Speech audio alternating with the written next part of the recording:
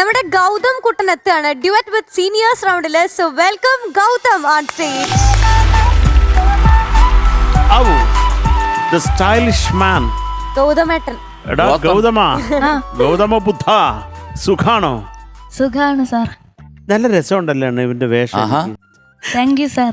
മുടി വെട്ടിയോ? നന്നായിട്ടുണ്ട് മക്കളെ. ഇല്ല, അത് ഇങ്ങോട്ടേക്ക് വരിക.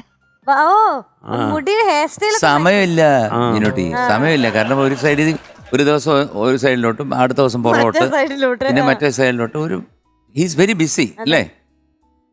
നിനക്ക് മെന്റൽ ഉണ്ടോ? മെന്റലിസം ഉണ്ടെന്ന്. മെന്റലിസം ട്രിക്ക് ഉണ്ട്.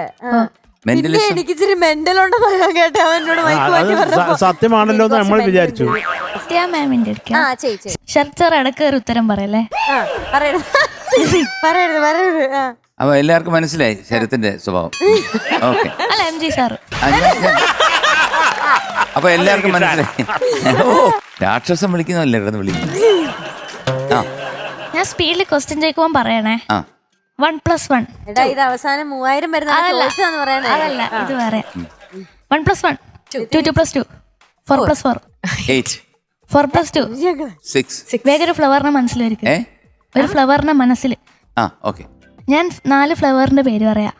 അതിലേതെങ്കിലും ഒന്നും ആയിരിക്കാനാണ് സാധ്യത. Jasmine, rose, hibiscus, sunflower. None of these. ഇത്രയും വലിയ ഗതികെട്ടവൻ ഈ ലോകത്ത് വേറെ ആരെങ്കിലും ഉണ്ടാവും എന്റെ കർത്താവ്? താമര ആണോ? ലോട്ടസ്, ചെണ്ടുമല്ലി, ചെമ്പരത്തി, Lily. അയ്യോ ലില്ലി ഇവിടെ കിടന്ന് ഉറങ്ങുന്നുണ്ട്. ഇതിലേതെങ്കിലും വിചാരിച്ചേ? നമ്മള് പൂവിനെ പറ്റിയാ വിചാരിച്ചു. അല്ല അങ്ങനല്ല, പച്ചക്കറി ഞങ്ങൾക്ക് പൂവൊക്കെ പുഷ്പ. അതെ അതല്ലേ ഇതിപ്പോ ഞാൻ ചോദിച്ചിട്ട് ഇപ്പൊ ഇങ്ങനെ ചോദിച്ചു കഴിഞ്ഞാൽ അത് കിട്ടും. അങ്ങനല്ല, ഒരു പൂ കറക്റ്റ് വിചാരിച്ച പൂ പറയണം. അതാണ് മെന്റലിസം. അല്ല 10 സാധനം പറഞ്ഞു കഴിഞ്ഞാൽ എല്ലാരും വിചാരിക്കുന്ന ഒന്നീ റോസ് അല്ലെന്നുണ്ടെങ്കിൽ ലില്ലി, അത് എല്ലാം കോമൺ ആയിട്ടുള്ള. എന്ത് വിധി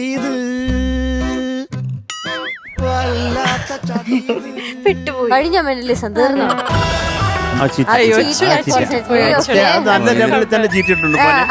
ഇത് നനഞ്ഞ പടക്കമായി. വല്ലവരും പറയണ കേട്ടോ, പലയിടത്തും ചെന്ന് കയറി കൊടുക്കല്ലേ. പറഞ്ഞ മനസ്സിലായി. അല്ല നിനക്ക് ഞാൻ ഒരു കാര്യം ചെയ്യാം, നല്ലൊരു പൂ തരാം. ചെമ്പരത്തി പൂ. മീനാക്ഷിന്റെ തലയിൽ വെച്ചോ? എനിക്ക് വേണ്ട. അതിരിക്കട്ടെ, ഏത് പാട്ടാ പാടാൻ പോണേ? കരിമിഴിക്കുരുവെ കണ്ടില്ല. കരിമിഴിക്കുരുവെ കണ്ടില്ല. വിദ്യാസാഗർ, പിന്നെ ഗിരീഷ് പുത്തഞ്ചേരി അല്ലേ? പാടിയതാരാണ്? V Devanand sir. Devanand And very good. Sujatha. അപ്പൊ ആരാ കൂടെ പാടുന്നേ? നിവേദിത. സീസൺ 3 വിന്നർ ആയിരുന്നു നമ്മുടെ നിവേദിത കുട്ടി. വിളിക്കട്ടെ? പിന്നെ വെൽക്കം നിവേദിത കുട്ടി ഓൺ സ്റ്റേജ്.